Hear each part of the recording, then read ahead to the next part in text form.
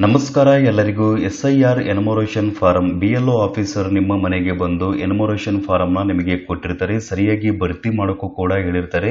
ನೀವೇನಾದರೂ ತಪ್ಪಾಗಿರುವಂಥ ಮಾಹಿತಿಗಳನ್ನ ತುಂಬಿದ್ರಿ ಅಥವಾ ಸರಿಯಾಗಿ ಮಾಹಿತಿನ ತುಂಬಿಲ್ಲ ಅಂತಂದರೆ ನಿಮ್ಮ ಒಂದು voter I D card cancel ಆಗುವಂಥ ಸಾಧ್ಯತೆ ಇರುವಂಥದ್ದು. ಹಾಗಾಗಿ SIR ಎನ್ಯುಮರೇಷನ್ ಫಾರಂನ ಸರಿಯಾಗಿ ಯಾವ ರೀತಿಯಾಗಿ ತುಂಬಬೇಕು ಅಥವಾ ಭರ್ತಿ ಮಾಡಬೇಕು ಅಂತ ಮಾಹಿತಿನ ತಿಳಿಸ್ಕೊಡ್ತಾ ಇದ್ದೀನಿ.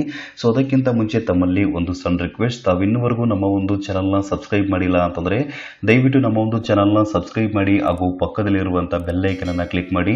GSP ಕಲರ್ ಚಾನಲ್ನ ಸಬ್ಸ್ಕ್ರೈಬ್ ಮಾಡೋದ್ರಿಂದ ಸಾರ್ವಜನಿಕರಿಗೆ ಉಪಯುಕ್ತ ಆಗುವಂಥ ಮಾಹಿತಿಗಳು ಹಾಗೂ ಕೇಂದ್ರ ಸರ್ಕಾರದ ಕಡೆಯಿಂದ ಮತ್ತು ರಾಜ್ಯ ಸರ್ಕಾರದ ಕಡೆಯಿಂದ ಸಿಗುವಂಥ ಯೋಜನೆಗಳ ಮಾಹಿತಿಗಳನ್ನ ಕೂಡ ನಮ್ಮ ಒಂದು ಚಾನಲ್ನಿಂದ ನೀವು ಪಡೆಯಬಹುದಾಗಿರುತ್ತೆ. ಸೊ ಅದರಿಂದಾಗಿ ದಯವಿಟ್ಟು ನಮ್ಮ ಒಂದು ಚಾನಲ್ನ ಸಬ್ಸ್ಕ್ರೈಬ್ ಮಾಡ್ಕೊಳ್ಳೋದು ಮಾತ್ರ ಮರಿಬೇಡಿ. BLO ಆಫೀಸರ್ ನಿಮ್ಮ ಮನೆಗೆ ಬಂದು SIR ಎನ್ಯುಮರೇಷನ್ ಫಾರಂನ ನಿಮಗೆ ಕೊಟ್ಟಿರ್ತಾರೆ. ಸರಿಯಾಗಿರುವಂಥ ವಿವರಗಳನ್ನ ಭರ್ತಿ ಮಾಡೋಕ್ಕೂ ಕೂಡ ಹೇಳಿರ್ತಾರೆ.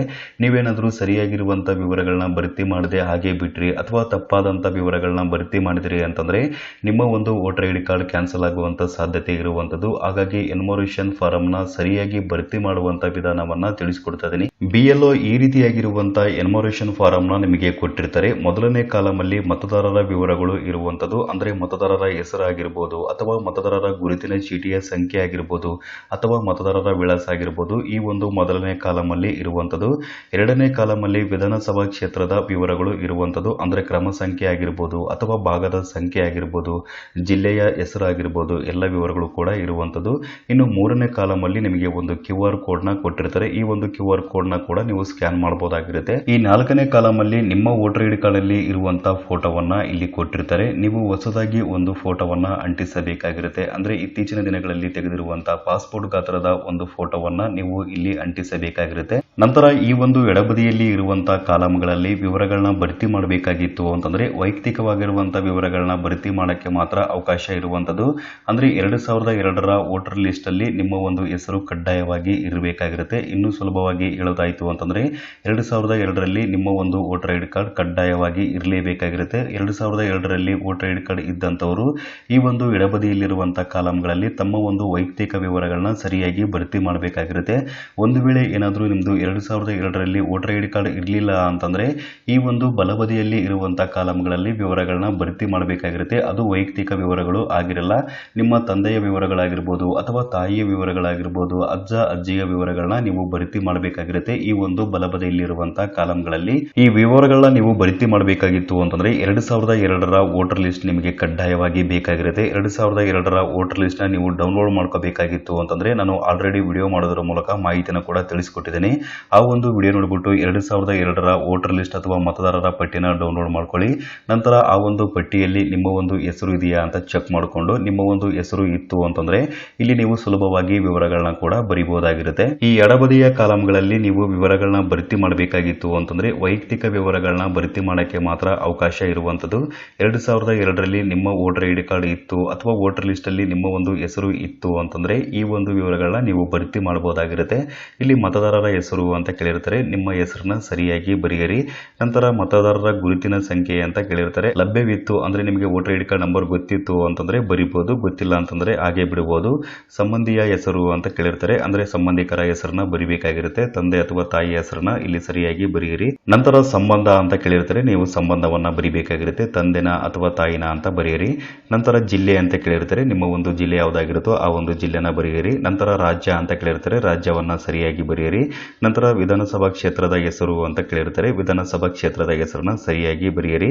ನಂತರ ಇಲ್ಲಿ ಕೆಳಗಡೆ ಕಾಲಮಲ್ಲಿ ವಿಧಾನಸಭಾ ಕ್ಷೇತ್ರದ ಸಂಖ್ಯೆಯ ಹೆಸರು ಅಂತ ಕೇಳಿರ್ತಾರೆ, ಸಂಖ್ಯೆ ಗೊತ್ತಿತ್ತು ಅಂದ್ರೆ ಸಂಖ್ಯೆನ ಬರೆಯಿರಿ. ನಂತರ ಭಾಗ ಸಂಖ್ಯೆ ಅಂತ ಕೇಳಿರ್ತಾರೆ, ಭಾಗ ಸಂಖ್ಯೆನ ಸರಿಯಾಗಿ ಬರೆಯಿರಿ. ಇಲ್ಲಿ ಕ್ರಮ ಸಂಖ್ಯೆ ಅಂತ ಕೇಳಿರ್ತಾರೆ, ಕ್ರಮ ಸಂಖ್ಯೆನ ಕೂಡ ಸರಿಯಾಗಿ ಬರೆಯಿರಿ. ಇನ್ನು ಈ ಒಂದು ಬಲಬದಿಯ ವಿವರಗಳನ್ನ ನೀವು ಭರ್ತಿ ಮಾಡಬೇಕಾಗಿತ್ತು. 2002ರಲ್ಲಿ ನಿಮ್ಮ ವೋಟರ್ ಐ ಡಿ ಕಾರ್ಡ್ ಇರಲಿಲ್ಲ ಅಥವಾ ಮತದಾರರ ಪಟ್ಟಿಯಲ್ಲಿ ಹೆಸರು ಇರಲಿಲ್ಲ ಅಂತಂದ್ರೆ ತಂದೆ ತಾಯಿ ಅಥವಾ ಅಜ್ಜ ಅಜ್ಜಿಯ ವಿವರಗಳನ್ನ ಬರಿಬಹುದಾಗಿರುತ್ತೆ. ಯಾರಾದರೂ ಒಬ್ಬರ ವಿವರಗಳನ್ನ ಇಲ್ಲಿ ಬರಿಬಹುದು. ಉದಾಹರಣೆಯಾಗಿ ನಿಮ್ಮ ತಂದೆಯ ಹೆಸರನ್ನ ಬರಿತಾ ಇದ್ದೀರಿ ಅಂತಂದ್ರೆ ಈ ಒಂದು ಖಾಲಿ ಬಾಕ್ಸ್ ಅಲ್ಲಿ ನಿಮ್ಮ ತಂದೆಯ ಹೆಸರನ್ನ ಬರೆಯಿರಿ. ನಂತರ ಗುರುತಿನ ಚೀಟಿ ಸಂಖ್ಯೆ ಅಂತ ಕೇಳಿರ್ತಾರೆ, ಅಂದ್ರೆ voter I D card number ಲಭ್ಯವಿತ್ತು ಅಂತಂದ್ರೆ ಬರಿಬಹುದು. ಅಕಸ್ಮಾತ್ voter I D card number ಗೊತ್ತಿರಲಿಲ್ಲ ಅಂತಂದ್ರೆ ಹಾಗೆ ಬಿಡಬಹುದಾಗಿರುತ್ತೆ. ಇಲ್ಲಿ ಸಂಬಂಧಿಯ ಹೆಸರು ಅಂತ ಕೇಳಿರ್ತಾರೆ, ಅಂದ್ರೆ ನಿಮ್ಮ ತಂದೆಯ ಹೆಸರನ್ನ ಬರೆದಿದ್ರಿ ಅಂತಂದ್ರೆ ನಿಮ್ಮ ತಾತನ ಹೆಸರು ಇಲ್ಲಿ ಬರಿಬೇಕಾಗಿರುತ್ತೆ. ನಂತರ ಸಂಬಂಧ ಅಂತ ಕೇಳಿರ್ತಾರೆ, ಅಂದ್ರೆ ಇವರಿಗೆ ಏನು ಸಂಬಂಧ ಅಂತ ಸಂಬಂಧವನ್ನ ಕೂಡ ನೀವು ಬರಿಬೇಕಾಗಿರುತ್ತೆ. ನಂತರ ಜಿಲ್ಲೆ ಅಂತ ಇರುತ್ತೆ, ನಿಮ್ಮ ಒಂದು ಒಂದು ಜಿಲ್ಲೆನ ಬರೆಯಿರಿ. ರಾಜ್ಯ ಅಂತ ಇರುತ್ತೆ, ರಾಜ್ಯವನ್ನ ಬರೆಯಿರಿ. ವಿಧಾನಸಭಾ ಕ್ಷೇತ್ರದ ಹೆಸರು ಅಂತ ಕೇಳಿರ್ತಾರೆ, ವಿಧಾನಸಭಾ ಕ್ಷೇತ್ರದ ಹೆಸರನ್ನ ಬರೆಯಿರಿ. ವಿಧಾನಸಭಾ ಕ್ಷೇತ್ರದ ಸಂಖ್ಯೆ ಅಥವಾ ಹೆಸರು ಅಂತ ಕೇಳಿರ್ತಾರೆ, ವಿಧಾನಸಭಾ ಕ್ಷೇತ್ರದ ಸಂಖ್ಯೆ ಅಥವಾ ಹೆಸರನ್ನ ಬರೆಯಿರಿ. ಭಾಗ ಸಂಖ್ಯೆ ಅಂತ ಕೇಳಿರ್ತಾರೆ, ಭಾಗ ಸಂಖ್ಯೆನ ಬರೆಯಿರಿ. ಕ್ರಮ ಸಂಖ್ಯೆ ಅಂತ ಕೇಳಿರ್ತಾರೆ, ಕ್ರಮ ಸಂಖ್ಯೆಯನ್ನ ಬರೆಯಿರಿ. ನಂತರ ಜನ್ಮ ದಿನಾಂಕ ಅಂತ ಕೇಳಿರ್ತಾರೆ, ನಿಮ್ಮ ಒಂದು ಜನ್ಮ ದಿನಾಂಕವನ್ನ ಬರೀಬೇಕಾಗಿರುತ್ತೆ. ಆಧಾರ್ ಕಾರ್ಡ್ ಅಲ್ಲಿ ಯಾವ ರೀತಿಯಾಗಿ ಜನ್ಮ ದಿನಾಂಕ ಇರುತ್ತೋ ಅಥವಾ ಡೇಟ್ ಆಫ್ ಬರ್ತ್ ಇರುತ್ತೋ ಸೊ ಅದೇ ರೀತಿಯಾಗಿ ಸರಿಯಾಗಿ ಬರೆಯಿರಿ. ನಂತರ ಆಧಾರ್ ಸಂಖ್ಯೆ ಅಂತ ಕೇಳಿರ್ತಾರೆ, ಇಚ್ಛಿಕ ಅಂತ ಇದೆ, ಆಧಾರ್ ಸಂಖ್ಯೆನ ಬರೆಯಿರಿ. ನಂತರ ಮೊಬೈಲ್ ಸಂಖ್ಯೆ ಅಂತ ಕೇಳಿರ್ತಾರೆ, ಮೊಬೈಲ್ ಸಂಖ್ಯೆನ ಬರೆಯಿರಿ. ತಂದೆ ಅಥವಾ ಪೋಷಕರ ಹೆಸರು ಅಂತ ಕೇಳಿರ್ತಾರೆ, ನಿಮ್ಮ ತಂದೆಯ ಹೆಸರು ಅಥವಾ ಪೋಷಕರ ಹೆಸರನ್ನ ಕೂಡ ಬರೀಬಹುದು. ತಂದೆಯ ಪೋಷಕರ ಎಪಿಕ್ ಸಂಖ್ಯೆ ಅಂತ ಕೇಳಿದರೆ ಅಂದ್ರೆ ಗುರುತಿನ ಚೀಟಿಯ ಸಂಖ್ಯೆನ ಬರೀಬೇಕಾಗಿರುತ್ತೆ. ಲಭ್ಯವಿತ್ತು ಅಂತಂದ್ರೆ ಬರೆಯಿರಿ, ಒಂದು ವೇಳೆ ಇರಲಿಲ್ಲ ಅಂತಂದ್ರೆ ಹಾಗೆ ಬಿಡಬಹುದು. ತಾಯಿಯ ಹೆಸರು ಅಂತ ಕೇಳಿರ್ತಾರೆ, ನಿಮ್ಮ ತಾಯಿಯ ಹೆಸರನ್ನ ಬರೆಯಿರಿ. ತಾಯಿಯ ಗುರುತಿನ ಸಂಖ್ಯೆ ಅಂತ ಕೇಳಿರ್ತಾರೆ, ಅಂದ್ರೆ ವೋಟರ್ ಐಡಿ ಕಾರ್ಡ್ ನಂಬರ್ನ ಬರೀಬೇಕಾಗಿರುತ್ತೆ. ಲಭ್ಯವಿತ್ತು ಅಂತಂದ್ರೆ ಬರೆಯಿರಿ, ಹಾಗೆ ಬಿಡಬಹುದು. ಸಂಗಾತಿಯ ಹೆಸರು ಅಂತ ಕೇಳಿದರೆ ಅನ್ವಯವಾಗುವ ಸಂದರ್ಭದಲ್ಲಿ ಅಂತ ಹೇಳಿದರೆ ಅನ್ವಯ ಆಗ್ತಾ ಇತ್ತು ಅಂತಂದ್ರೆ ಸಂಗಾತಿಯ ಹೆಸರನ್ನ ಕೂಡ ಬರೀಬಹುದಾಗಿರುತ್ತೆ. ಇನ್ನು ಸಂಗಾತಿಯ ಗುರುತಿನ ಸಂಖ್ಯೆ ಅಂತ ಕೇಳಿರ್ತಾರೆ, ಅಂದ್ರೆ ಎಪಿಕ್ ನಂಬರ್ನ ಬರೀಬೇಕಾಗಿರುತ್ತೆ, ಅಂದ್ರೆ ವೋಟರ್ ಐಡಿ ಕಾರ್ಡ್ ನಂಬರ್ ಲಭ್ಯವಿತ್ತು ಅಂತಂದ್ರೆ ಬರೀಬಹುದು. ಮೇಲಿನ ವಿವರಗಳನ್ನ ಸರಿಯಾಗಿ ಭರ್ತಿ ಮಾಡಿದ ನಂತರ ಅಥವಾ ಸರಿಯಾಗಿ ತುಂಬಿದ ನಂತರ ಇಲ್ಲಿ ಕೆಳಗಡೆ ನಿಮ್ಮ ಒಂದು ಸಹಿ ಅಥವಾ ಸಿಗ್ನೇಚರ್ ನ ಮಾಡಬೇಕಾಗಿರುತ್ತೆ. ಈ ಒಂದು ಜಾಗದಲ್ಲಿ ಸಹಿ ಮಾಡಿ, ನಂತರ ಇಲ್ಲಿ BLO ಆಫೀಸರ್ ಸಹಿ ಮಾಡಿ ನಿಮಗೆ ಕೊಟ್ಟಿರ್ತಾರೆ, ದಿನಾಂಕವನ್ನು ಕೂಡ ಬರೆದಿರ್ತಾರೆ. ಎಲ್ಲನೂ ಸರಿಯಾಗಿ ಭರ್ತಿ ಆದ ನಂತರ ಈ ಒಂದು ಎನ್ಯುಮರೇಷನ್ ಫಾರಂ ನ ನೀವು BLO ಆಫೀಸರಿಗೆ ಮರಳಿ ಕೊಡಬೇಕಾಗಿರುತ್ತೆ. ಈ ರೀತಿಯಾಗಿ ಎನ್ಯುಮರೇಷನ್ ಫಾರಂ ನ ಭರ್ತಿ ಮಾಡಬಹುದಾಗಿತ್ತು. ಸೊ ಈ ಒಂದು ಮಾಹಿತಿ ನಿಮಗೆ ತಿಳಿದಿರಲಿ ಅಂತ ನಾನು ಇವತ್ತಿನ ವಿಡಿಯೋದ ಮೂಲಕ ನಿಮಗೆ ಮಾಹಿತಿನ ತಿಳಿಸಿಕೊಟ್ಟಿದ್ದೀನಿ.